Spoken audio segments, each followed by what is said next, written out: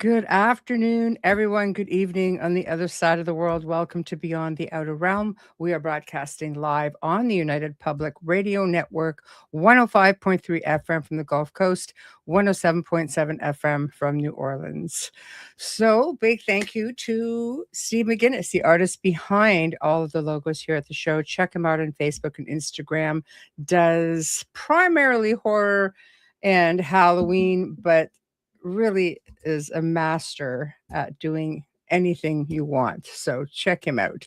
Today we welcome back Sterling Moon. We are picking up where we left off for part 2 of our spirit communication show, which of course covered her book, The Little Book of Spirit Communication by Llewellyn, and it was jam-packed with amazing info.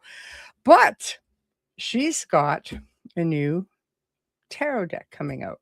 Very exciting. Looks wild. But what we thought we would also do is sort of delve into divination. So many people are curious about it, and there's many various ways of doing it. Sometimes you get yourself into trouble, sometimes not. Some people really thrive with it, but how do you know what you're really communicating with? So we're going to get into that and so much more. So without further ado, please join me in welcoming our special guest, Sterling Moon. Hello, I think I'm lagging. Hey, no, that's okay. I was trying to figure out if it was me. I was like having a little panic moment over here, but no, it's all me. It's all me. I didn't even realize I was. Well, it's so good to see you again, Michelle. And you as well. You as well. So exciting news. You've got a deck coming out. I do. Do you want to talk a little bit about that before we get into the show? I'm just going to put it up if I may. Oh my gosh, I would love to. So, I created what I believe is the first spirit board in deck form. So I have been a tarot reader since 1995. I started, a friend's big sister gave me a tarot deck when I was 15 years old. And so I don't think there's anything that feels more natural for me than a deck of cards in my hands. And yes, this is going to be, the box has evolved a little bit. We have gold guild now. Wow. Yeah, it's going to be so exciting. But this is the prototype that I created last year. I wanted to see if this was just something that was just like a cool idea, but wouldn't be very functional. And so I worked with one of my longtime students. Her name is Latina Lucero, and she's a medium and does really cool, like spirit-led artwork. And so we had these screen printed on posters by a local screen printer. We also got these really cool altar cloths made as well. Wow. And so I started out by hand cutting a bunch of decks, and I gave them to a group of attendees. They're all folks who have studied mediumship with me for at least 7 weeks. Some of them have been studying with me for years. Yeah. And we were all together for a retreat that I hold. It used to be just once a year, and now we're doing multiples, but it's called Beyond the Veil, where we just get together for like 72 hours and talk to ghosts and have a seance. And I gave them each a copy, and I said, please let me know what you think. And by the end of that weekend, I knew something we'd stumbled upon something really special. And so I did a Kickstarter a couple of months ago. It was successfully funded. Folks can still come in as a late backer for at least a few more weeks. And they should hopefully be shipping in everybody's hands by October. So it's just been really cool to see how well it works and how different it is from tarot. So that was going to be my next question. What sets it aside from standard tarot? Yes. So there's no archetypes, because it has all of the basic things of like, well, I mean, you're very familiar with spirit boards. Yeah. And so we've got yes, no, maybe, letters A through Z, and then the numbers 0 through 10. Oh, and of course, hello and goodbye. You have to have hello and goodbye. Right. And I found that when I'm doing mediumship, sometimes like I'll just be like, who am I talking to? And sometimes you can get initials. Sometimes it'll spell out words. Sometimes we've played a little bit with speaking with spirits that aren't necessarily those of the human dead, like more extraterrestrial Oh, yeah. spirits, which I Yeah. know is something that you're passionate about, Yeah. and definitely gotten some weird codes that end up being things that you can like that have some relevance. Like I got the numbers of an aircraft once that Wow. like and it was like a plane. Yeah. Anyway, that's a whole other discussion. Yeah. But Yeah. and also too, it's been interesting as like using them as clarifiers for tarot readings. So tarot is so archetypal, and if you Mhm. keep getting this emperor or empress or king of swords or king of wands, and you're like, okay, but who, what? And then being able Yeah. to pull letters. And one of the things that I found that really works with this is if you are in that good kind of trance-like receiving channeling state, Mhm. and you pull a card and you just go with the because there'll be something that just pops into your mind. Right. And if you go with that, at first I was like, this is stupid. This is going to Right. be so dumb. And I started doing live or little like mini reads on Instagram.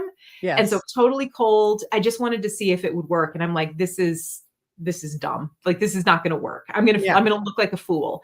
And Right. then people were coming back and saying, "Oh my god, those are my grandma's initials." Or those like I know exactly what that means. And so that Yeah. was pretty cool. That is cool. It's nice validation, and I think for beginners, um, they might find it a little easier to use. But how do you break away, Sterling, from that? Because it is like the talking board style. How do you break away from the I guess the stigma of, but it's a talking board. Are you inviting something in? Which we'll get into in the show, but how do you get away from that? How does this differ? Well, it doesn't. And I guess that's the thing is it's the reframing. And Mhm. so it's well, and I think that we might have talked about this last time. Talking boards have a spirit because there has been so much fear that's, and especially the branded talking board. I mean, Yes. Ouija, like Yes, yes. there is like an aggregore that's been built up around that name and that particular board. And so, in some ways, I do feel like that the board does have a spirit of its own that can get a little, it can get a little wild and Yes, crazy. But at yes. the end of the day, it's also just a tool. And so it's more about what do you do to prepare yourself? How do you open the space? Mhm, What are your goals? Are you being focused with who you're wanting to speak to or the spirits in what particular space? mhm. Are you being focused or are you just like throwing open the door to your house and letting anybody come in? And Yes. then most importantly, how are you closing your session? And that's That's a key. big one because That's people a don't big actually think about doing a proper opening or closing. I feel like that's more important. I think you can, and I talk to all the people. I talk to people all the time who are so funny. They'll be like, "Well, I'm not going to open that door," and I'm like, "You Yeah, practice?" I was like, "You got an ancestor altar?" Well, yeah. Do yeah, you practice magic? Well, yeah. Do you read tarot? Or oracle cards? Well, yeah. I'm like, baby, that door has been open. That door has been yeah. open. Because So it's about intention, right? That's sort of where we left off with investigations and things like that. I think it's about more about the intention of communication. It doesn't matter what you use, whether you're looking. I mean, come on, we have this as technology. It's built in with, you know, your own mhm, voice recorder, for instance. Now that's an mhm. intention of communication. It's got all these communication apps on it. There's Yeah. loaded with intention for Yeah. communication, and then you're just getting onto the traditional anything. You know? And it's I mean, there's intention, but there's also, like, the extra layer of, what's the ground? Because, I mean, my intention could be I'm gonna sit down with a talking board and I only wanna speak with my grandma, but if I just sit down and I get all willy-nilly with it, doesn't matter what my intention is. It's also Yeah. what are the other, like, steps that I put into place. I know I'm preaching to the choir there, but No, no, no, no. hopefully You're preaching to all the listeners and everything else, so pretend I know nothing. Okay. that's a hard thing to do. That is a hard thing to do. That's So okay. I'm pretty sure we're of like mind with a lot of this stuff, so just yeah. go wild, you know? Yeah. Yeah. So, getting into, divination for no, it's not I mean, so much even just for spirit communication. I mean, when you're looking at your cards, you have people who every day want to sit down with their own cards to say, Mhm. how's my day going to go? Or, I have a job interview today. How's that going to go? Can they use your deck to do something for themselves as well? Oh. Oh, absolutely. I think it's, for some people, some of it is going to depend on the practitioner, Hmm. because I think for some folks, I mean, again, I love the archetypes of tarot. I love the Yeah. story that's in there. And Yeah. so again, nothing feels more comfortable for me than like a deck of tarot cards in my hand. For Yeah. some people though, they're incredibly limiting, and some people get kind of stuck with the archetypes. And so Mm. I think that for some folks, like for example, it's so funny. I'm kind of like, I have the cards in front of me and I'm just kind of messing with them just because I Yeah. always do that. And they're even Yeah. showing me like kind of what I can talk about first. So the first things that I'm seeing are cards 1 to 10, Right. and 110, and then we have maybe in the middle. And so Oh. for some, so one of the things that I'm hearing is maybe, if you have somebody that numerology is really important to you. I have those of us who are, if you're a tarot reader, you're going to know exactly what I mean. We kind of have tarot numerology that Mhm. goes on, really operates from 1 to 10, although we have meanings that go with the major arcana cards as well.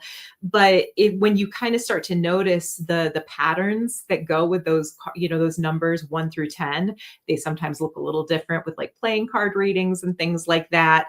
So if I were going into a job interview and I was sitting down with this and maybe I pulled a 10, I would look at that as good, but I'd also look at a 5 as good. In cartomancy, fives are a very lucky, very magical number. Yes. And so for people that kind of need a little bit more of that flexibility, this deck is definitely a good fit. Or it No, might I be. I love that. I think it allows you to maybe consider venturing and learning a little bit about numerology. I've had people, through the years, or like just use playing cards who I've met through the years. And Mhm. I remember just playing like crib. This is something like a few years back, Mhm. my significant others like, just play some crib. I'm like, yeah, okay, why not? Anyway, and I kept pulling because you say who goes first, and then it's always the king of diamonds. Didn't think twice about it. But then I thought, I'm just gonna look this up. And it was like a money card. And sure enough, I sold my house like a month later. I love that. I That's know. so I'm like, good. not bad. Because I don't read. I don't read like tarot or any.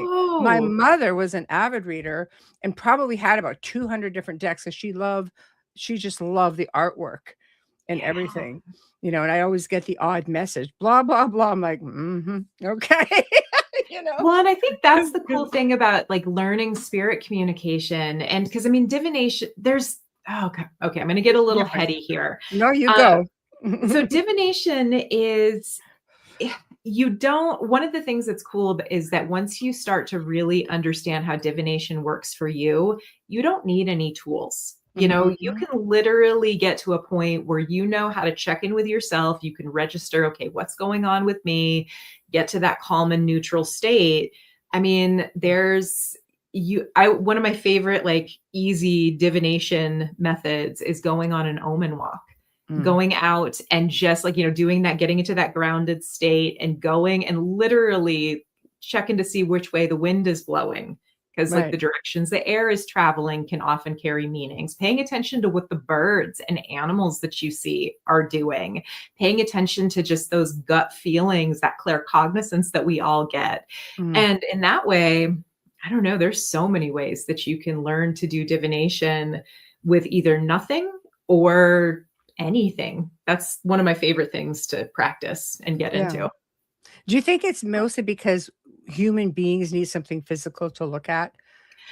I do think it's like a reinforcement. I think it gives Yeah. us something. It's like an anchor. I think Yeah. where a lot of us make the mistake, and I know I certainly did. Mhm. Sometimes we think that the magic is in our tools, Yes. and instead of remembering that it's us using it as Mm. it's a tool. Now, that's not to say that they don't have personalities. I Yeah. think every tarot reader, every like diviner that I know has like a system that it's like, oh, this is the mean, like this is my mean deck. This is my nice deck. This is Yeah. the one that will tell me what I don't want to hear, even Mhm. like, so, Yeah. That's yeah. so funny. That's so Mhm. funny. I never would have thought that. Mhm. Yeah, and I've definitely got some decks. Like my very first deck it's blunt, which I needed when I was first, learning, Hmm. but it's still blunt. Sometimes I wish it were a little less blunt, so I don't use it as much as I used to. Right. That's so funny, honestly. So, people get curious, like before we Yeah. get into the, paranormal side of things per Yeah. se. There are different tools, not just with decks, but ruins. Mhm. That seems to be making a resurgence. I've had rune stones of different types for ages, Yeah. and recently I've just seen popping up. People are offering classes on runes, and Yeah. people are playing around with it. So, what are your thoughts on that? Have you used them? I've used them a little bit. I'm not very good with them, Okay. but I have some students, well, I mean peers, students slash peers. Like I have got one woman that I know named Runa Troy. She's a fellow author, and man, she is so good with those. There's some folks that have oh gosh, there's another person, Siri Pluoff, I believe is their name, and they have some work and I think a book about like queering the runes. And so, like, kind of looking at the runes with these modern, perspectives. Mhm. I don't, yeah, I think they've probably never gone out of fashion, but you're right. That does seem like there is a little bit of a resurgence. But I love, even though I don't work with the runes, I do love casting. Like, it's just, I always get so excited because are you in New Orleans or you just have kind of a home base in New It's Orleans? home base, New Orleans, and I manage the network there because That's right. the podcast division, it's an FM, right? But Okay. yeah, Well, yeah, I mean, you're like in the hub of, I mean, bone casting and charm casting, and also, I mean, mhm, shell readings. Like I, yes, I yes. just love those casting traditions. Are so when you see somebody that is their thing, it's amazing. It's amazing to see. Well, hence the old term "roll the bones," right? Yeah, roll the boats. Yes, Yeah, yes. roll the Oh my bones. gosh. Yeah, that's an old one, and I think it just goes back, like, literally beyond centuries. I think that's something that's been going on, for ancient cultures. Yeah. Um, I don't know, I find it all very fascinating. I'm surprised I don't do readings or things. I've always used my intuition more along the lines for investigations or just helping Mhm. people focusing that way. Yeah. Only because I think I mentioned it the last time, I had just like a bad experience. I used to do it all the time. When I was younger, when I was 18, I mentioned, my best friend coming up to me and saying, I want to know if my boyfriend's cheating on me. I'm your girl. Damn straight he is. you know, anyway, yeah, my sister. Anyway, Yes. because we've been friends for eons, and Yeah. she tried to take her life, and that made me Mm. realize the responsibility Yes. that came with that. And a lot of times it's not even, I mean, you can be giving the right information, Yeah. but not factoring in maybe like, proper delivery for one. I'm so glad. I mean, first of all, I'm so sorry that you had that experience. Oh, I mean, thank that is, I you. think, and I guess that's one of the things too that I've been a professional reader since 2013, and this has been my full-time job since 2022. Yeah. My backstory is that I spent 20 years as an advocate for victims and survivors of crime. And so being with people, learning how to be with people in some of the hardest situations Yeah. anyone can be in, you learn a lot about needing to choose your words carefully. Now, there's Mm. some advocates that, Yes. not everybody learns that. I feel like that is something that I have gotten pretty good at is Etiquette. yeah, and also just learn like read the room, my friend. Yeah.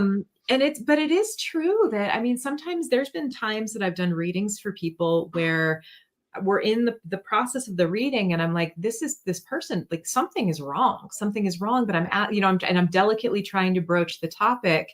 Yeah. And I'll never forget doing a reading for someone that I knew pretty well. And I'm looking at this and I'm like, they are not okay. And I'm trying to kind of just, Yeah. like put out those little offerings of like opening the door of like, hey, if there's something on your mind, we Mhm. can talk about this.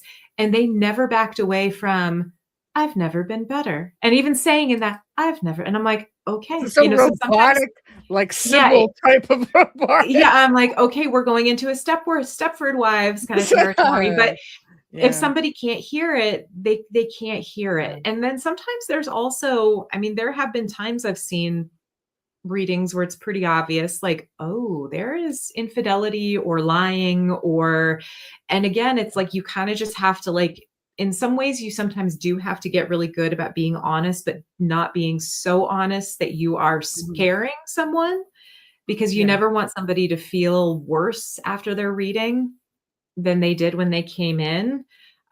You can deliver the hardest of readings in a way that still offers empowerment. Not Mhm. everybody knows how to do that, though. And it just, I think some of it just takes the ability to read the room and some just good old fashioned emotional Mm. intelligence. Yeah. Oh, yeah. Yes. To me, I'm I, a you're my bestie. I'm gonna tell you whatever you want that's going on. But this leads me to this question. yeah. People go for readings because they want to know, but do they Mhm. really want to know?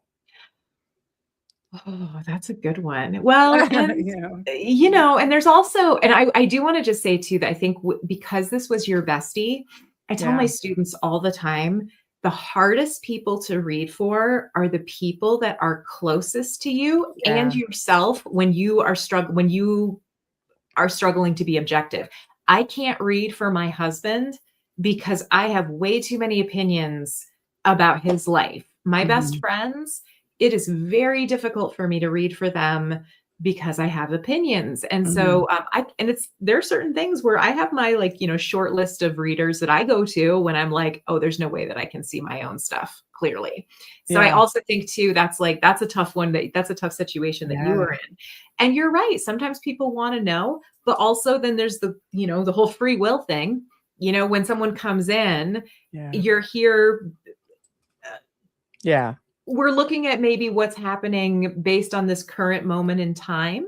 Mhm. Um, but yeah, sometimes you want to know, but do you really want to know? And that's a tricky one. That Yeah, is a tricky thing to I I navigate. I know for me it was all in the delivery because we always joked around with each other, we always and it's not like it's the first time, she would just say, "Oh, I've got this Yeah. going on, what do you think?" And I'd go, "Blah, blah, blah," but with Yeah. this, it was just kind of like I think it was something that I spent a long time just waiting for her to ask the question Yes. because and it just kinda went, "Yeah," and there was that part of me that was just like, "You know this." Hmm. You know what I mean? So, it was definitely in the delivery, which, boy, it was an experience that really humbled me and brought me Yeah. down and just went, "Okay, Yeah. you're 18 years old, don't just either make a decision to do it and do it right or don't do it at all." I chose Yeah. really not to not, like, do it at all. People have asked me for readings like, "Oh, no, I don't do that," but I can refer you to a whole bunch of really great people who will give you Yeah. really good readings, and, so aside from just, like, the families or the people I have worked with on really malevolent hauntings, I've just gotten away from it. Even my kids have learned, "Don't just ask," but then when it's your mom, you're kinda like, "Uh-huh, sure," right? Sure. Even with my Sure. mom, "Sure, you're just trying to direct me to not do that." Right? God, I can't accept a reading from my mother, and I can't do readings from my mother because, again, like, there's too many Yeah, opinions. There's too many opinions in the mix. it's true, it So, is because you don't really know, and so my kids now have just taken they're all adults, mind you, but they've all taken, "Okay, so who do you think I should go to for a reading?" that's And probably well, and that also is, like, protective for you, because do you wanna know everything in your adult kids' that's the other thing no, too, is it's like yeah, sometimes my neighbors, so, okay, I have, like, a really cute, like, old-fashioned neighborhood where everybody knows each other, we have block yeah, parties, like, I've never lived in a place like this. yeah, And of course it gets out, "Oh, you know what Sterling's doing for work these days." And the number of times that they have asked me, like, the ladies in the neighborhood, they're like, "Wouldn't it be fun if we just got together and you read our cards?" And I'm like, "I want you to really think about what you're asking." yeah, Because I'm like, I don't want to know I don't, you have to yeah, be, you have to be prepared for me to really intimately know your business. And I'm not yeah. sure. And once I finally broke it down, they quit asking. Ah, see? Yeah, I'm because relieved. I'm that, relieved. when you're saying, "I will know your business," all of a sudden, that's a game changer. It is. You know? Mm-hmm. So it is it is really interesting, but that was my experience why I just chose to be like, "Nope, I couldn't read a deck if you threw it in front of me and said, 'Okay, go.'" Or, and here's a crash course. I'd be like, because I think Yeah. there's that block, and I just look at it. It's not like I don't know what they all mean, but I'm Mm-hmm. just like, I think it's an energy thing. I really think I would be just throwing it all off. So, but I You don't know, I don't need and a that's deck okay. though. And we're not like, we don't have to like do everything. I think Yeah, that's like like, you don't have to, yeah. we do not have to do everything. And so Mhm. sounds like you definitely have a really important niche. And so if divination isn't a part Yeah, of that, I think that's okay. I've Formal divination. yeah, well, I've never needed it. I've just sometimes you just get spirits who are just like, you're talking to somebody and it's just like, say this, say that. But I'm not saying nothing. They're like, just say it. It's like, But then I have to basically eventually say, okay, there's a message, would you like to receive it? I realized because I knew I Yes. had at the time I had so many friends in Lilydale, and this is how you do things, and I Yeah.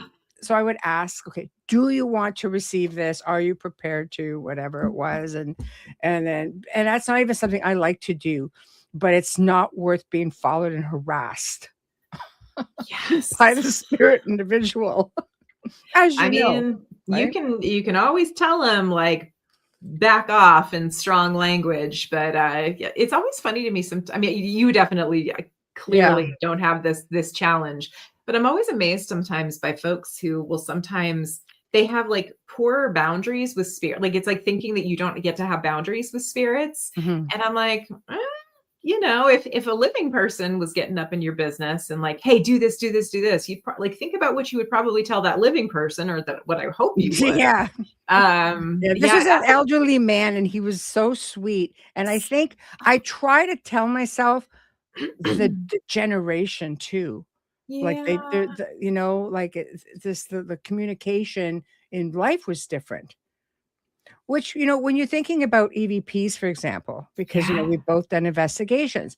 So when yeah. you're communicating with spirits, how many people forget to factor in the era of the place they're at, and they're not going to the spirit individuals are not necessarily going to understand the lingo. Oh my gosh, yes.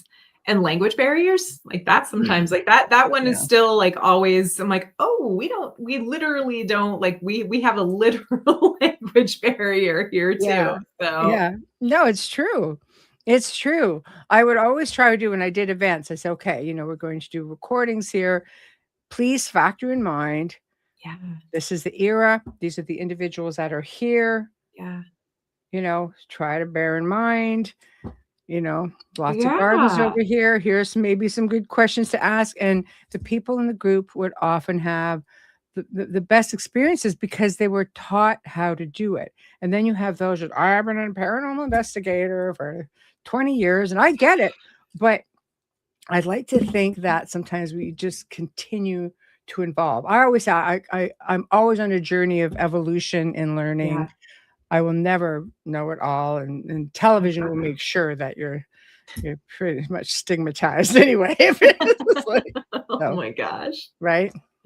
So, so that's Well, that. and it's also, I always like to think of it too, is it's like be it dazzle. It goes back to emotional intelligence. Just because you're speaking with spirits of the dead or something else doesn't mean that you don't like be a good conversationalist. Yeah. And I always, I keep thinking about, I had an event that was at the Stanley Hotel in the Lodge Library, which is like the Yeah. Lodge is like a little Stanley. It's where the bachelors used to come and stay back in the day. Yeah. And which it was mainly men Yeah. who would come and stay there, and they were unmarried men. Uh-oh. And so, Yeah. they were all very everybody was very respectful, but Mhm. one of the reasons why they were very respectful was it was very obvious that Mrs. Stanley, Flora Stanley, still makes the rounds, and she seemed to show up a lot, and she would show up through piano music.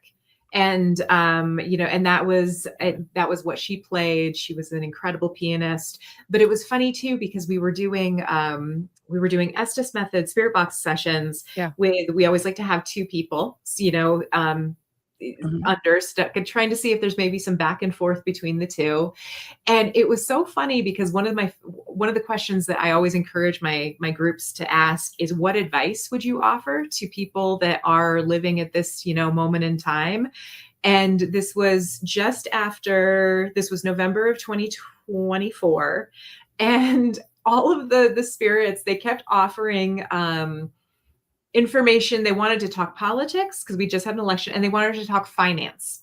They wanted to talk money, like make sure you watch your money. And like, it was like a bunch of it was kind of a bunch of men that they were just wanting to give. We were pretty much all women, give a Yeah. bunch of gals some financial advice. It was That's very so cute. funny. That's so funny. I was going to ask you what your favorite method of spirit communication is, or divination.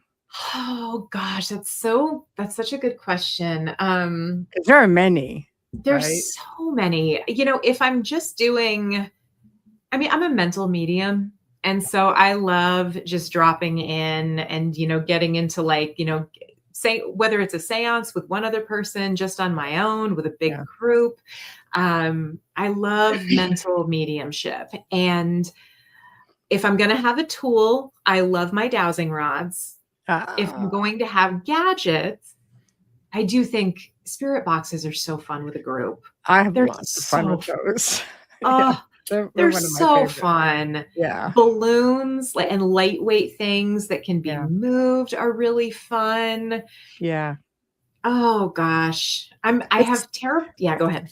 No, I would say, see, I'm glad you mentioned that because it's a balloon.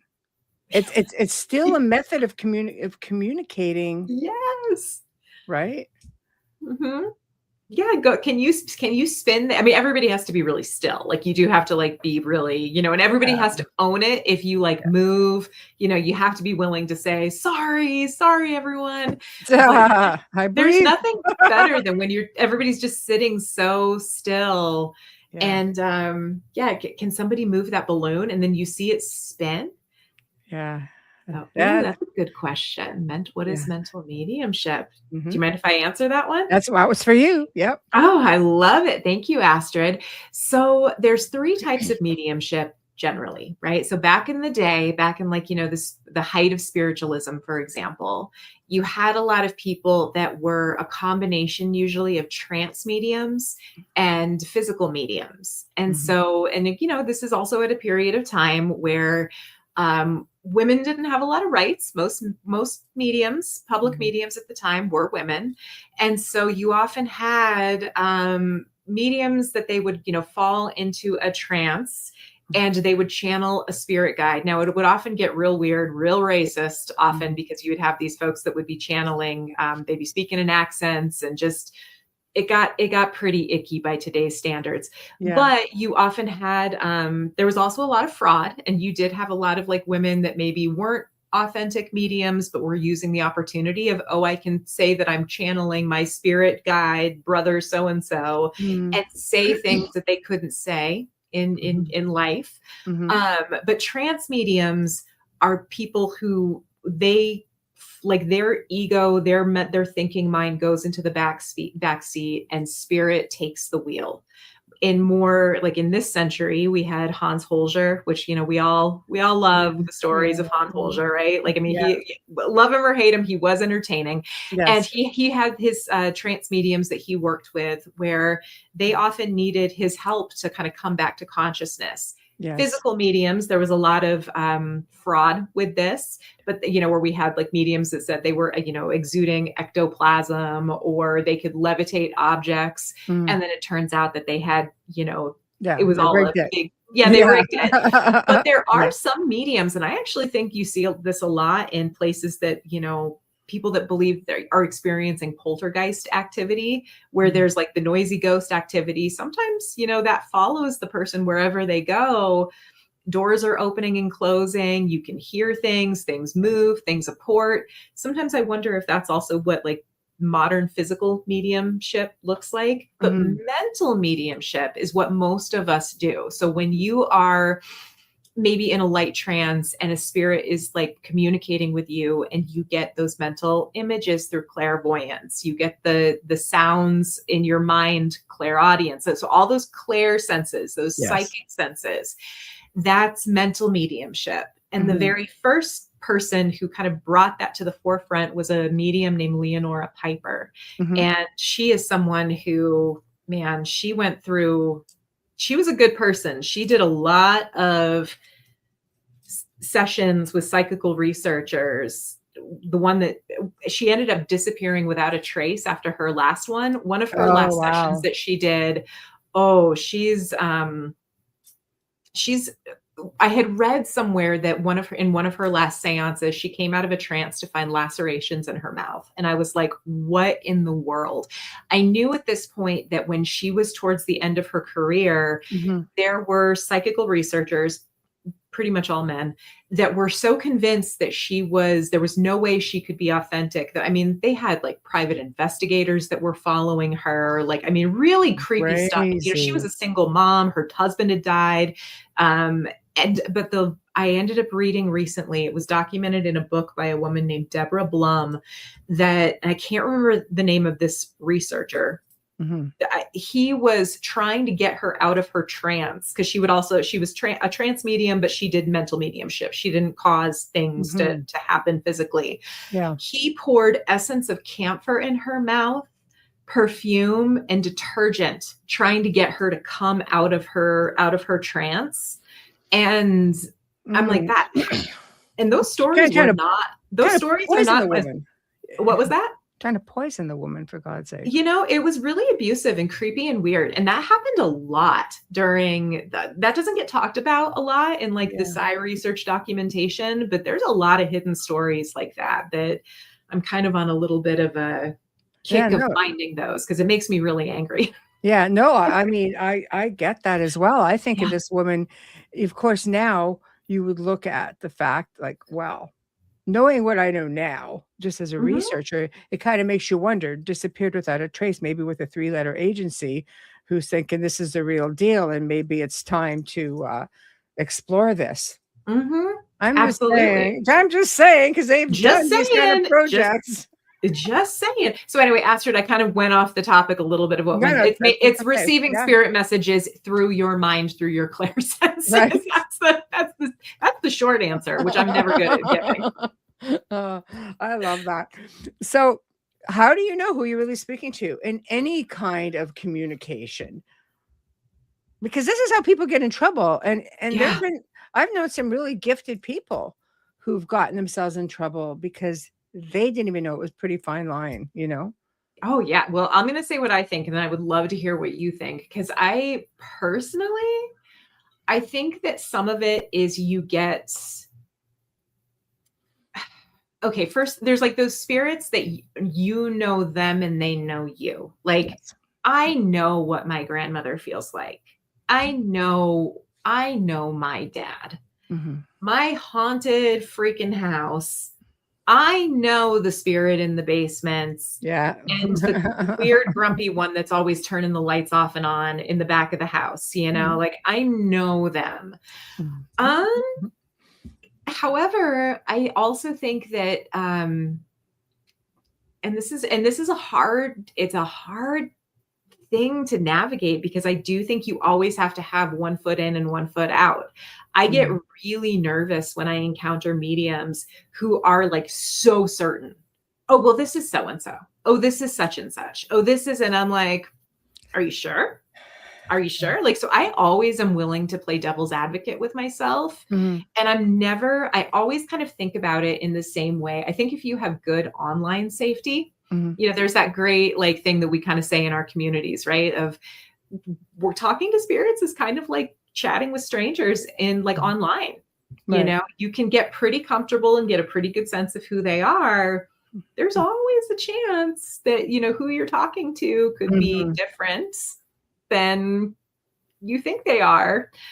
So I don't know. I think it's, but the verification is the thing that, Mhm. like, when you are able to get messages where it's like the other person is saying, oh, there's no way you could have known that, or only that person knows. I don't Yeah. really like the term evidential mediumship because like, I'm an evidential medium. Sometimes it feels like it's kind of one-upsmanship. And I'm like, whatever, if you're good at your job, you or good at what you're doing, you will provide some kind of evidence to like Mhm. validate whatever it is that you're saying, you know. Yeah. But yeah, I think that verification, one foot in, one foot out, always being willing to play devil's advocate. Mhm. There's Yeah. always a chance you can be punked. And I think we've all been punked. Oh At God, least, yeah. I mean, at least I know I have. I Yeah, don't know. yeah. Well, it's like I realistically, any things that I've done, like I get growled at a lot. So, because I'm in those Mhm. kind of, that was always my area of work, was working with people. But Yeah.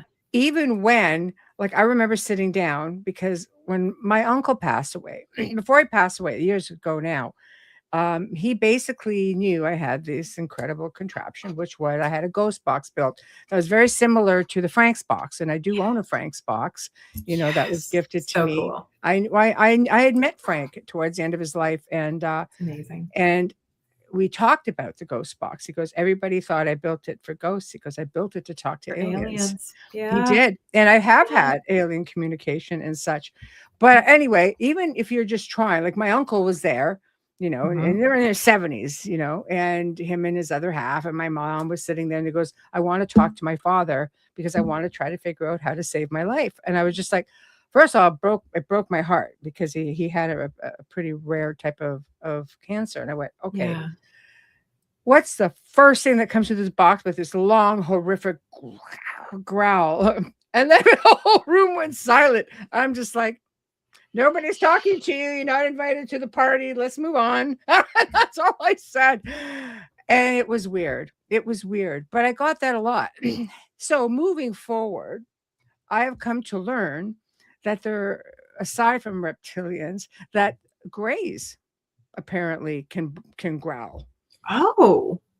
I had a Oh, guest that's come on telling me that one time. I'm like, seriously, oh, that's interesting. right? So I'm just kind of like, all right, that's something new. See, it's that continued Yeah. evolution of learning, Mhm. but then it makes you wonder, even in a situation like that, putting Yeah. people aside, it's like, Yeah. who are you communicating with? Because I get really sassy and salty sometimes. I'm just like, all right, I've had enough of this nonsense. Move along, but Yeah. when you hear these voices that come out in your loved one's name, and for some people Yeah. it gets so emotional, like they know. I've had people,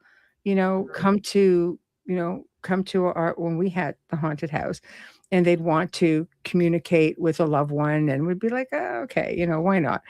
And I mean, they know, and the feeling of emotion, Yeah. they know, but can something still not mimic that? You know, yes. I mean, that's like a tricky thing, right? And like Yeah.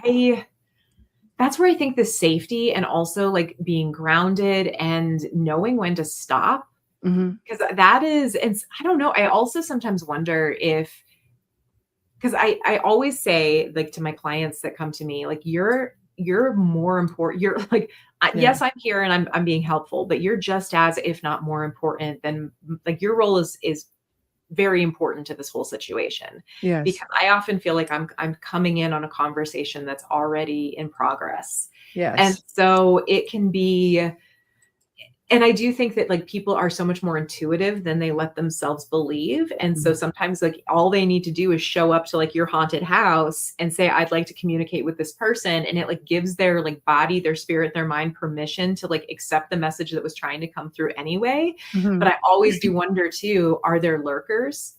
Kind of like the ones that are like, oh, I see that this person, maybe there's a vulnerability there that I can exploit. And then sometimes I wonder if it's like a both and, where yes, they have the authentic experience, but especially somebody that is inexperienced, doesn't have great boundaries, and is like kind of really desperate for continued conversation, you can get lost in the sauce pretty easy with this work.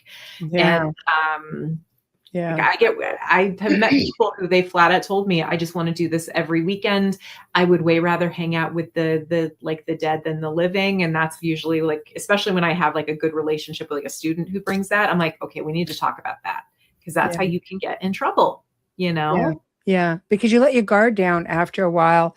And when we're talking with, Yeah. about boards, for example, because these are theories that I've tested just with boards, or just having, 'cause you don't Yeah. really need it. I mean, I've watched, I've done table tipping. I've just been able to watch glass go back and forth with nothing, ashtrays, like all kinds of crazy stuff. But, Yeah. but when you're dealing with just that, okay, just these items or the situations, how much is your own, you know what I mean? Is it your own mind?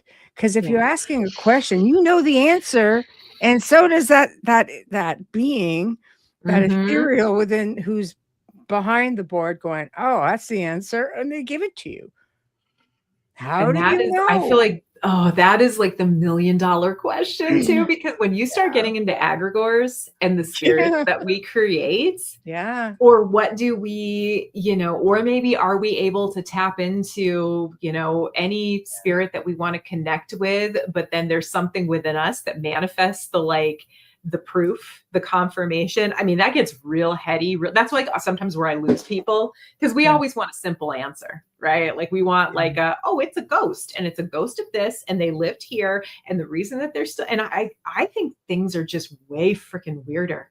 Way weird. I'm trying so hard to not swear because I get real excited and then I start dropping F bombs. Like my students have to check a box that says you have to be comfortable with cursing in I can colorful be a language. trucker as well, boy, I've Oh learned. my God. I'm like trying to remember, I'm like, we are live. But yeah, it is.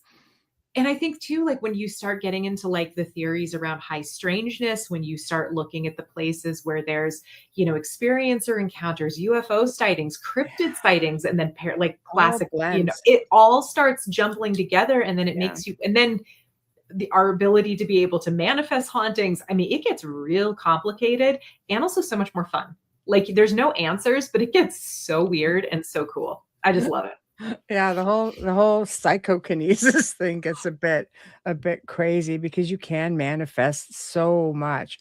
But I mean, we have to remember, when we're opening ourselves up to communication, that you're opening your mind and yourself up to unseen forces that you don't really know Mm-hmm. in advance Mm-hmm. what is waiting. I always say, in my experience, I've come to learn that you have a lot of spirits with hardship, or like you say, the Yeah. tricksters or the mimics, they're in the lower realms, and they're it's easy Yeah. for them. They want that attention, and they Yeah. want that invitation, because if you're dealing with certain types of entities, it's all about the invitation first. Yes. Yeah. Yeah. I mean, God, yeah. I don't really even know. I'm like just agreeing with you. I don't even know if I have anything to add to that, because, and I think that that's like the Yeah. thing that's hard. I was thinking about this. I was thinking about that this morning. It's been about a year since I had a particular client that had, Mhm. I had said, if this is still troubling you in a year, please come back and we're gonna talk some things through. Mhm. But I help people who have, do I want to say this here? Yeah, I'm going to just say it, just because it's always my choice what I take on and what I don't. Like the pro bono, that the work that I do a Yeah. lot is often with people that have like attachments that I believe, Yeah. sometimes there's folks that they kind of have like the drama, Yeah. we're like, oh my God. So there's some people where they always have something going on, and I'm like, but I think that when the ones that really break my heart are when someone has been like the number of times I've seen somebody who they've come in and they've been living with something for like 10 years, 15 years. And it often, they're those, I mean, sometimes it's like I've, just a few years, but there's been more than, a handful of times that I've I had met someone come in someone and 50 they're, years. 50 years. yes, yes. And it often is like there's like that one defining moment. Yeah. Or, I was 18 and I thought it would be cool to work with these invocations that looked really like it's kind of like edgelord stuff, right? Yeah, And yeah. or like sometimes, God, I remember this one person who, I mean, I'm pretty sure their mom worked them. They had a very unwell, like mentally unwell Mhm. parent that came from a lineage where, they did some workings on their own kid, and it was someone who they've been living with that for 10, 15 years, and Something were like that. ashamed and thought that that they had. And there is always something, but the one kicker that I like, thinking of the invitation, sometimes that invitation comes through questioning if there's a reason that that spirit is there. Like, what if I send this spirit away and I never figured out why they were here in the first place? Mhm. And that those ones break my heart. Those Yeah. ones break my heart. I'm sure you've got stories for days. Oh, yeah, I mean, decades of them, but, Yeah. I mean, the thing that stands out to me are those who have been under oppression for so long. Mhm. They're made to feel like, "Look, I'm psychic." Well, you're only psychic because 'cause you've got something nattering at you like a little bird behind you giving you answers, and then it stops. They're afraid to lose that. They're made to feel special. "I'm the only one that loves you." Yes. I've seen it so many times with young Yeah. teens especially, Yeah. and they feel a sense like they go into this, they know that you want it gone because you're self-harming or you're doing all kinds Yeah. of things, but they go into this cycle of grieving, and they sometimes bring something else in that way, like many people who grieve, wanting that message from a loved one, for example. Yeah. Same idea. Yeah. That is, well, what would you, because I'm curious, I'm like, all I'm just agreeing with you, because I'm like, yeah, that's a tricky one. And I think that's the other thing too, of like, Mm. if you're going to play around with this, if you're going to explore, not even play around, if you're going to Mm, explore these abilities, mhm, the ability to be grounded, to know when to stop, to know why you're doing it, to like mhm, recognize your own stuff, uh, mhm. to Yeah, be willing to learn the other skills of like, how are you going to learn? Like, how, are you willing to like take the steps to take care of your energetic hygiene, to like, mhm. make sure you're living. I've seen Yeah, so many people who do this work that they, develop sometimes yeah, substance abuse problems yeah. or like other like addictions as like an escapism. It's like, are you willing to, you don't have to be a teetotaler, but like, are you willing to make sure you're living a healthy-ish life in order, like, you got to stay healthy if you want to do this You work. And, Mhm. and I think those are a lot of things that we don't think about sometimes when we first jump in. But what are things that you wish you had known, like at the beginning of your journey, that you know now? Mm. Well, it's tough because I come from a family of Mhm. experiencers. No, Yeah. I mean, not just on a paranormal level, but on an Yeah. extraterrestrial level. I've Yeah. had some cryptid stuff, but you realize how I wish I'd known how everything actually joins together. Now, knowing what I know, even with the paranormal things that were going on, I question, was it extraterrestrial? Because we're generational, like, right? Yeah. So and not Yeah. all bad experiences, but early days, I'm going through things. I'm a kid who can see everything. I have strong abilities, and Yeah. then something comes in that feels malevolent, yet highly protective. And I came to find out through lineage that this certain being was back, and we're going back like thousands of years ago now. When I go back to that, the exact same Yeah. being. So, I wish I had known then what I know now, Yeah. because it would be so much different. Even the way I help people now is Yeah. considerably different than how it was then. Like, I stopped investigating a long time ago with Yeah. working with families and people because I already knew just from same old, same old. The only thing that changes is the backdrop and the players, like the people.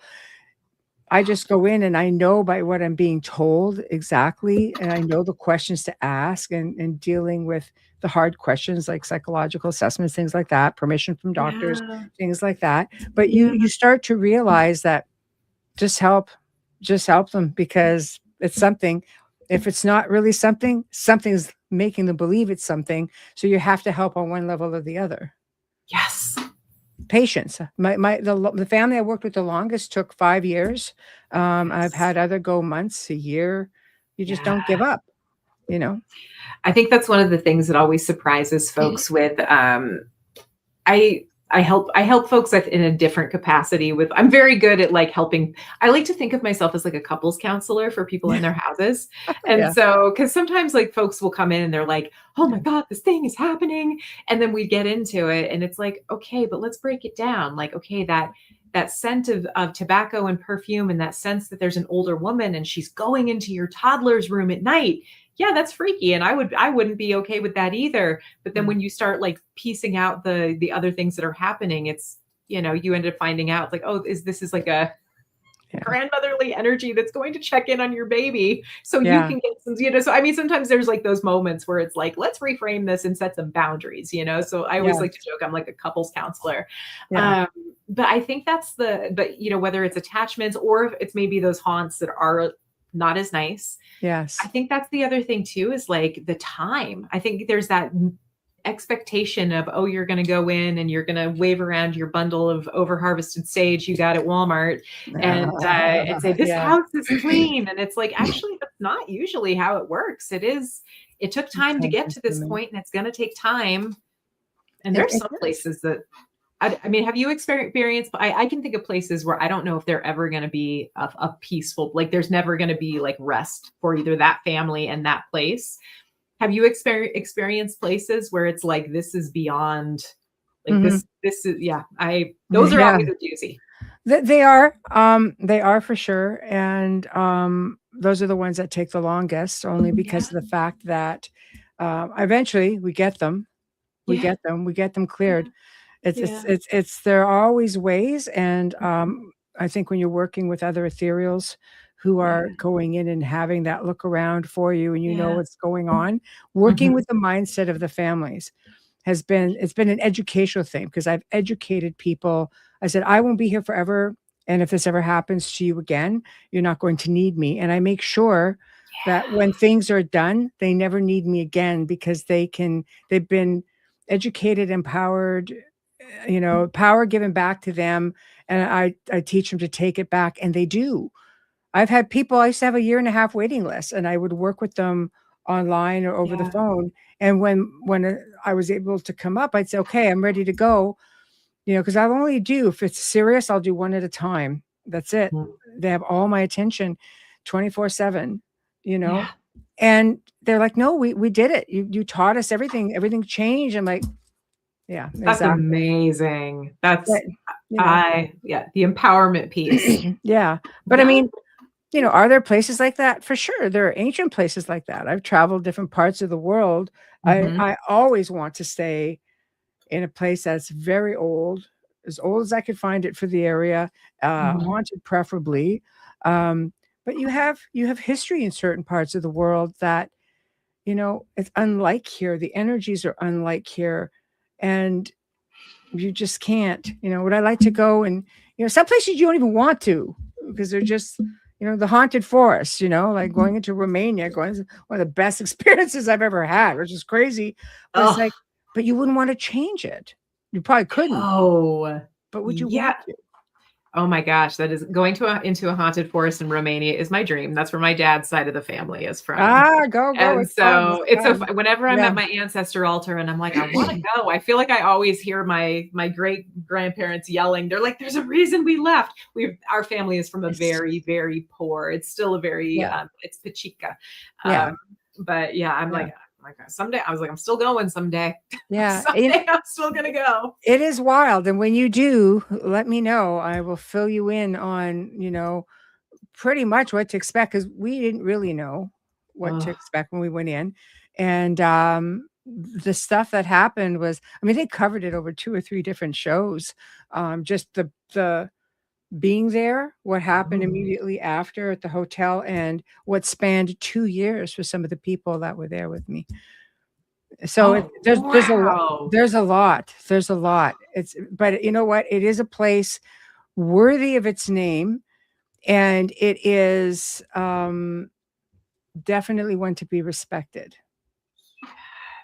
Ooh, I love that. Yeah. I love that. Ooh. Yeah. It demands respect and you give it. Because I'm pretty fearless.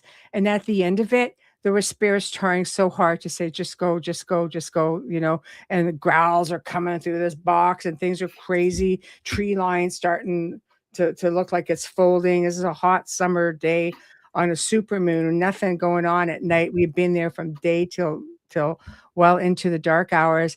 And I just finally went, I can see. Okay. Not out of All right. fear, but out of respect for the spirits that were fighting so hard to protect us to Yes. say go. Ooh. See, now you know you want to go. Now I want to go. I mean, nature's wild spirits in nature, in their elements, Yeah. in their unadulterated element. Yeah. I don't think it can get more. There's a Yeah. reason that we all like love a story about haunted forests, or Yes. maybe or are terrified by stories. Yes. Yes. I feel like a haunted forest is 10 times scary than a haunted house any day. Oh, it is. I felt completely out of my element. And it's not like I've never been in forests that were active, but I did feel you're not confined. There's nothing to confine you, and experiences that started from daylight. I mean, I had a nap. I felt great. I just laid in there in the circle. I wanted to feel, though, what was going on, as I wanted to just calm myself down. And I laid there and I just took it in. And I was calm through the whole thing. But I think you need to get a sense of that. So when you're out of your element, you better acknowledge that you're out of your element, and don't go in there guns ablazing thinking you're conquering. There's some places that you just aren't going to conquer anything. You're going to go in, you're going to learn, you're going to be the student, you're going to be eating some humble pie. I got my butt handed to me because I conceded and went, all right, you win. I'm not afraid to say it. It handed me my own ass and I'm there. Oh my God. It's so funny that you're saying that. Like, even though this is in the United States, like I'm in Colorado, and like Colorado just is very, we've got, of course, everywhere's haunted, but I feel like it's we've got a little bit more space, and there's a little bit, there's a lot of dark, there's a lot of dark things that have happened here, but there's also, I feel like in terms of, when I go to the East Coast, I feel like we have a lot of breathing room here compared to kind of the spiritual energy on the East Coast. And next week I am going I go to Salem once a year. I'll be there a couple times in the next year. Yeah. But I feel like I get my butt handed to me every time I go to Salem, because there just isn't, well, one, I'm going there for the Salem Witchcraft and Folklore Festival. And so it's like you have like a whole bunch of practitioners in a town filled with practitioners. One of our, our oldest place was here. Yeah. And I feel like I always get a run for my money. Because I don't think that there is anywhere that isn't haunted in that part of the country. Yeah. And so it's just so, this is the year that I'm going in, and I'm trying to, in some ways it's kind of like that same of like, I'm just accepting that I know that this is going to be wild. Yeah. There'll be surprises. Yeah. There is no rest from the spirits there, and I just need to like go in accepting this. Yeah, it's not even just like the the witchy spirits. Those are probably, and realistically, you just deal with healers, and that's a whole other show in itself. And but you're dealing with Puritans. You're dealing with frame of minds that are very staunch compared to this day and age. So they're not understanding some of what it goes back to that lost in translation, and they don't understand what they're seeing. And there's so many folks that go in there, and you're there for a witch thing. The person you want to communicate politely to is a Puritan who may be just trying to have an understanding of what they're looking at, because they're thinking they've just been invaded. It's one of the things that I learned on my first trip out there. I don't want to say the name of the place I was, but it was a place that was it was outside of Salem. Like, it was kind of in one of the surrounding areas, and it was like a museum type setting. And I may have had my dowsing rods, and my dead bell. I'm just saying, and done a little light communication.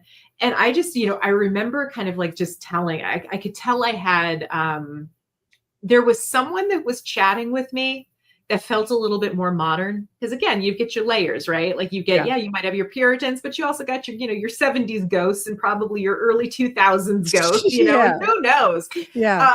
But I remember as I was leaving, a branch from like a bramble got me, and it got my hand, and I remember thinking, oh, that's weird, because I didn't really see like I was close to it. I got an infection in my hand that Mm, lasted, my God, I think it lasted 2 months. And I that's remember it crazy. took 2 months to finally Yeah. get the last little bit of the thorn out. And as I was getting it out, I was just apologizing the whole time. I was like, I've learned my lesson.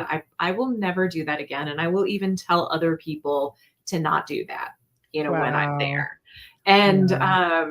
but yeah, so and there's, my God, I feel like I've got stories, Yeah, go humble ahead pie for though. days from Yeah, that. go ahead. I really do think it's a learning curve for sure. So what's the most memorable place that you've been to? Oh, this is one that I'm not allowed to say the name if No, that's I okay. also talk about it, that it's haunted. So it was my second year of holding my retreat Yeah. for my, I mean, there's kind of like, there's places that I've lived that have been memorable, but this was one where it was just, I think because I was responsible for a group of people, it really, it hits different when you have to be like, I always joke, Mhm. I'm mediumship mom. And so when you got to be mediumship mom, like you don't want anything to happen to your charges, right? So this was a place that was in one of our kind of mountain towns in Mm, Colorado, and it was a big mansion. And I had mm, not stayed in this house personally. I'd gone and visited it. It was beautiful. And this was my second year of holding this retreat. And the day that we all arrive, it was obvious that this place was very unrestful. So we walk in, I'm with my helpers, and there's just hornets everywhere in this big mansion. And I'm like, and again, kind of that looking for like signs and omens. I was like, this feels weird. mm. There was one part of the house where we had ladybugs everywhere. That was where I was staying, and that felt very different from the rest of the house. But there were like, so we were like having to try to get these hornets out of the house, and I'm like, this feels Mm. very strange. It was just one of those places where time also got really weird. And so we had like weird, we had some of my attendees, for example, one of my attendees on our last day, I hear her, we're all packing up and trying to get out of the house, and I hear her say, where did the door to the basement go? And we're like, honey, there was never a door to the basement. And she's like, no, no, no, no, no. Look, here's the text message I sent to my sister when I got here saying, leave it to me. I just arrived and I found the door to the creepy basement. And so things like that, you'd go into the basement and you'd get confused. We would all kind of like, we were like experimenting with it. You'd go down and you'd kind of forget what you were doing. You'd get kind of spinny. That was a little strange. We had one attendee who she's got a good head on her shoulders, but she was out. Had a little field trip away. We went into town, and she's coming back, and she texts and she says, the driveway to the house isn't here. And we're like, what are you talking about? She's like, I'm following Google Maps. The driveway to the house isn't here. She went back and forth, and on her third time, the driveway to the like the gate was there again. Isn't that crazy? That illusion that they don't want you to see something, they mask Weird. it or And like, veil it? or is it like a time slip? So we had a big Yeah. seance. That's like kind Yeah. of the capstone of our event. And everything just got real weird. I mean, we were hearing footsteps. We're all hearing heavy footsteps that are walking back and forth upstairs while we're all downstairs. There's like a big black mass that's forming in one part of the building. We were all seeing, I thought it was, I've got those tracer lights, and I had just Yeah. assumed that it was like a reflection from these tracer lights where there were these blue kind of like flashes that we could all see up in the rafters. And I was like, oh, it's just a reflection but then I realized at the end, wait, no, those are red. And so it just, but the biggest thing with the time was that it felt like the seance lasted forever. It felt like we were in here for 3 hours. We got done 90 minutes, cool 90 minutes. Missing time, eh? We were, literally missing time. And I mean, Wow. I could go on and on about this house, Yeah. but that was one of those places. And the kicker was, because I had contractual, like kind of like a handshake agreement, but like, I promise I won't go running around saying the name of like, oh Yeah. my God, this place is really haunted. And because people Yeah. have done that, and it kind of gave the place a bit of a bad reputation. They don't Right. want to be known for that. Yeah. But I did get home, and I was thinking, I got to come up with something good for my patrons and my Patreon. Maybe I'll tell them a couple stories, just Yeah. like in this little container, and I'm writing it out, and all of a sudden I started feeling this burning on my arm. And I looked down, I took a picture of it. I had like just this little series of scratches on my arm. And I was like, okay. And so I just deleted it and was like, okay, I'm not, because I was sharing the name of the place and some of the details. And that is, That's no just more shall the two be combined. It's interesting though how they reach out, isn't it? Yes, it is. And Yeah. I was gone, I was gone from this place, but that was a wild one. That was Yeah. also the year that I decided I don't care how much extra it adds to my my expenses. I will no longer bring attendees to a place I haven't stayed at myself. Yeah. So, Yeah, that's tough. I've been in that situation as well, and it is really it is a hard one mhm, because you're taking that responsibility for other people, you almost mhm. want to make them sign waivers because it falls on you. I made sure when I did events I had insurance for everything. I have insurance, and I make people sign waivers. Yeah, there you go. Yeah. It's Yeah. just like I wouldn't even step into not even a public place, but just like just like a private residence without knowing I had everything behind me, even if I Yeah. was just helping someone. Yeah. So what's your best advice? Because aside from awareness, which is one of these things that we're talking about, Mhm. how do you set safe limits before starting, So, oh, investigations, not just divination, because people get themselves in trouble in investigations or people trying to figure out what's going on in their own homes. So go, go, go. it's layered.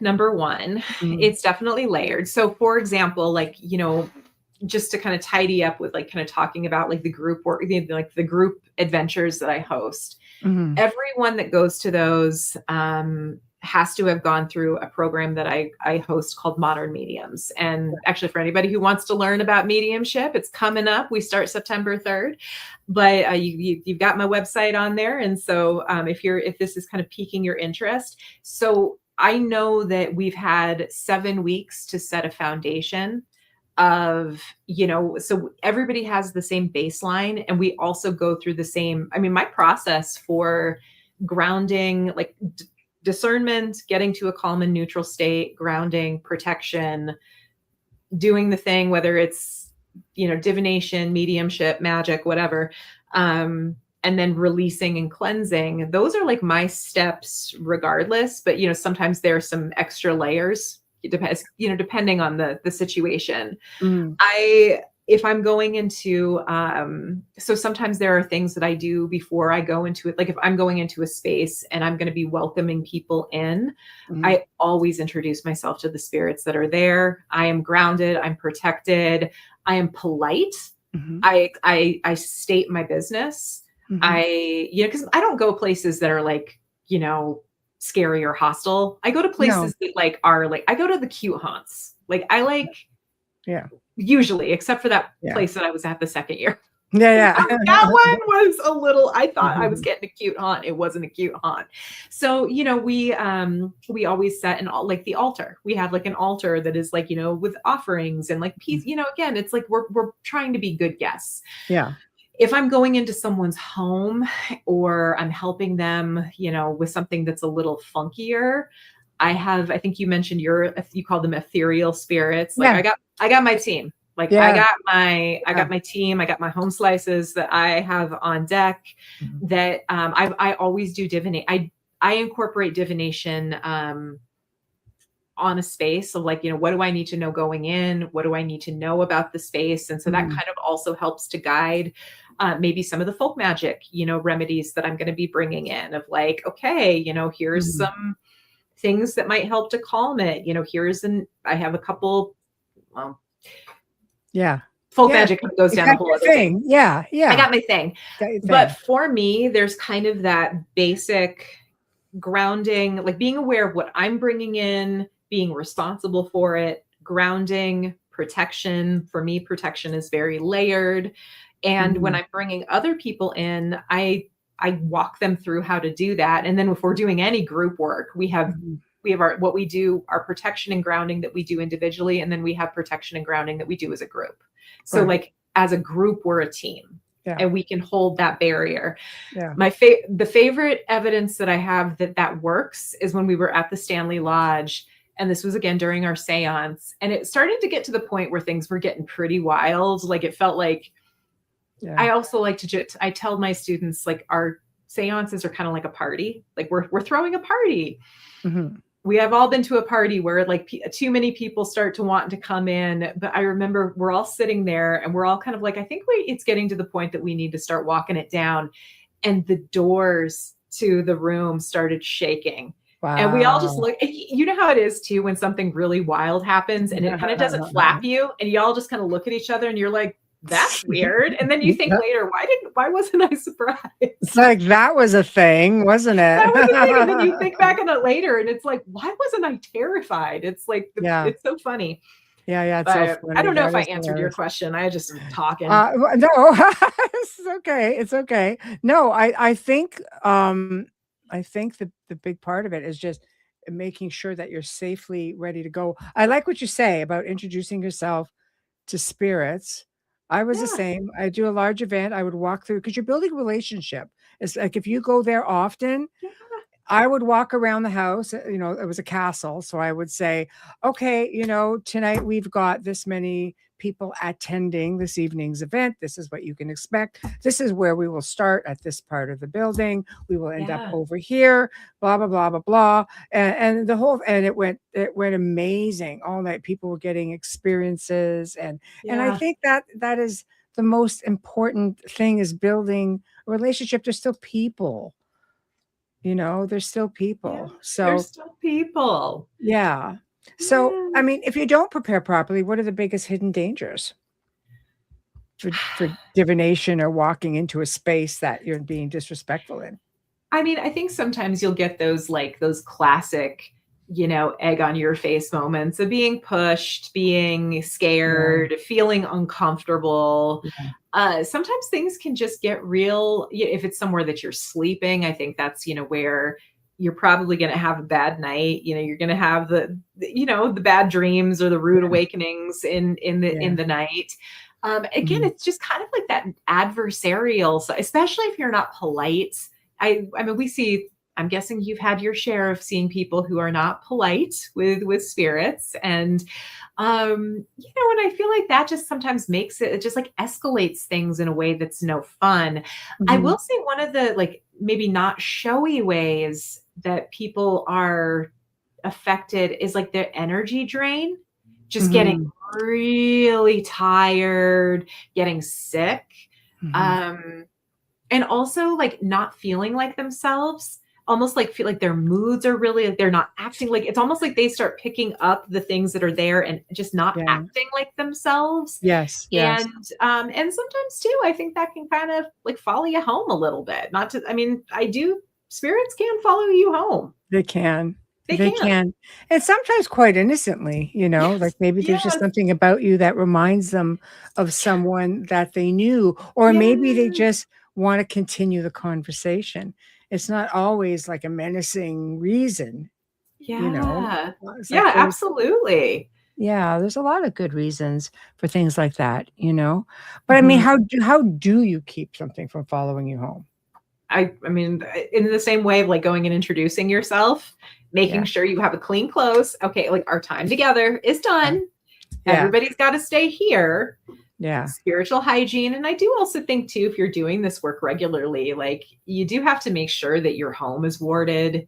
I do think tending to your own spiritual court, whether it's your like ethereal spirits, your Mm. ancestors, making sure that because and in the same way that we experience, have experiences with spirits out in the world, Yeah. You want to make sure that you've got those protectors that are able to see clearly the things that you can't. And I think your family can be a really important part of that. And your, divine spirits that you work with too. Yeah. Keeping your home warded, keeping your home spiritually clean, so it's like, again, I don't think there's any one silver bullet. It's Yes. layered.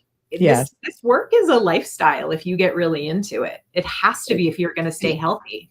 Yes, thank you for that. It actually, that's probably some of the best advice. It's not something that is a tickling fancy. It's something that you live, because when you are in communication with spirit, you're always open. I mean, I can shut down, but Yeah. only to a limit. I can't shut down like every single time I want to.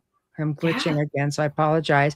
But mindset, I think lifestyle change. I've told people who have been in bad situations, with attracting spirits, or people who have been having attachments, it's a lifestyle change. I'll say live, love, laugh, dance, open windows, positive mindset, get into a method of cleansing that works for you. Because when you yell at somebody in that room and have a big argument and walk away, come back 2 hours later, wonder why you're feeling foul, you may want to cleanse that space. So, can we talk quickly about cleansing? Because again, intention, power, not just what you're doing, from my Yeah. perspective. So I think that, there's a lot of, we'll go simplest to maybe where it's a little bit more, there's more like room to grow, right? Okay. Simplest is keep your home physically clean.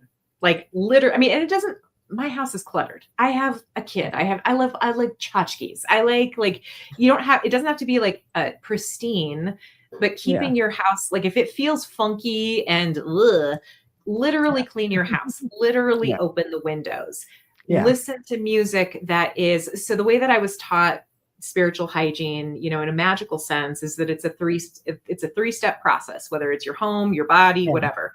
It's Yeah. you clean out the junk, then you fill up with something positive, and then you protect it, right? And that can be as simple as clean your house with the windows open, close it, listen to your favorite music, and eat your favorite meal. And then imagine that you've got a bubble of golden light that is like around your home, your property, yourself. And like, that's great, right? Yeah. If you want to get a little bit more involved, there are,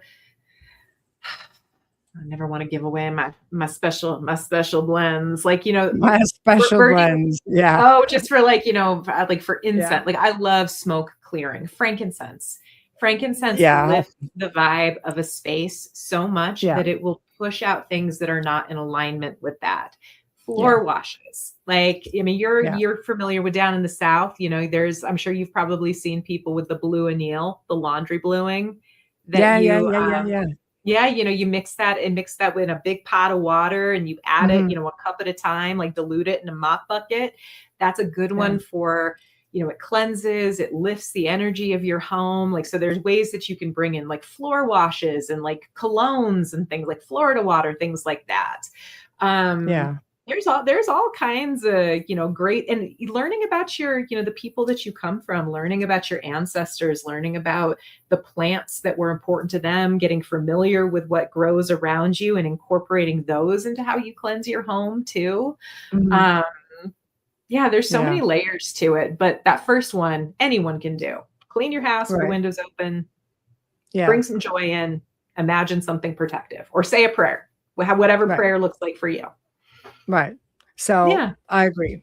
Say what you Yeah. mean what you say, follow through, intention, power behind the words, intention behind the act. Do it like you mean it. Do it like you So, mean it. Do it like you exactly. mean it. Yeah. So once again, now when is your deck going to be available? It is, I think we are this close to getting the artwork finalized with the printer. It Yeah. should be, to people that have backed the Kickstarter, it should be in their hands by October. I'm hoping it's going to be publicly available for sale by October, by spooky Wow. season. But just in time, I was going to say, just in time for Yes. spooky season. I love Yeah. it. I love it. Um, Well, as always, it's been like an amazing conversation. I love our Thank you. conversations. It's Me so nice to too. have somebody who's like-minded on Yeah. board. Hello, welcome. Hi.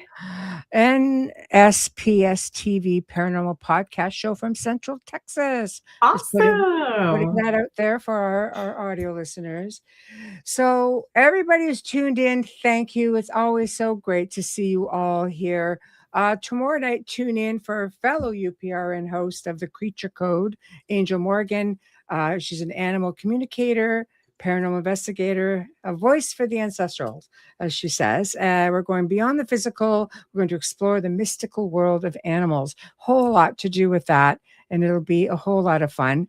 Thursday night, welcome Jason Thornton as he discusses his book, Why Me? Life Trauma and Alien Encounters with Palladians. And yeah, hybrid situation and really, you know, crazy abduction experiences and star seeds came right after. It's just amazing. Going to be an amazing show. Anyway, thank you all. Thank you again so much, Sterling. So Thank you. sterlingmoontarot.com, guys, go check her out. She's got things coming up, including you have another event. Yes, I've got modern mediums, my class, my retreats get pretty booked up. We're sold out for this year. There's one spot Wow. left for next June in Salem, but I do have like a 1 day event that's going to be on Krampusnacht in Denver.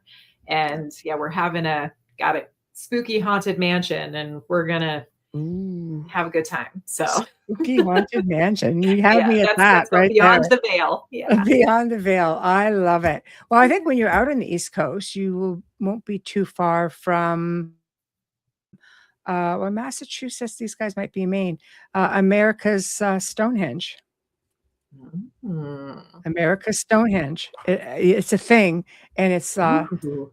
many, many, many acres, 100 acres, I think. It's been in the same family for 50, 60 years. A lot of people film there. A lot of people go there, and paranormal people as well. Yeah, I figured if Cool. you're out on the East Coast, yeah, Dennis Stone and his family own it. He's been on the show a couple times at least. And America's Stonehenge. I'm thinking, I never realized it was a thing. But when you said you were going out to the East Coast, I said, gotta check these out. I So will be looking that up like the minute we're done. That's very cool. Thank yeah. you. So thank you so very much. Thank you, everyone. And big thanks to, again, Steve McGinnis. And thank you for tuning in to Beyond the Outer Realm on United Public Radio Network, 105.3 FM from the Gulf Coast, 107.7 FM from New Orleans. So good afternoon on this side of the world. Good night on the other. We'll see you tomorrow evening.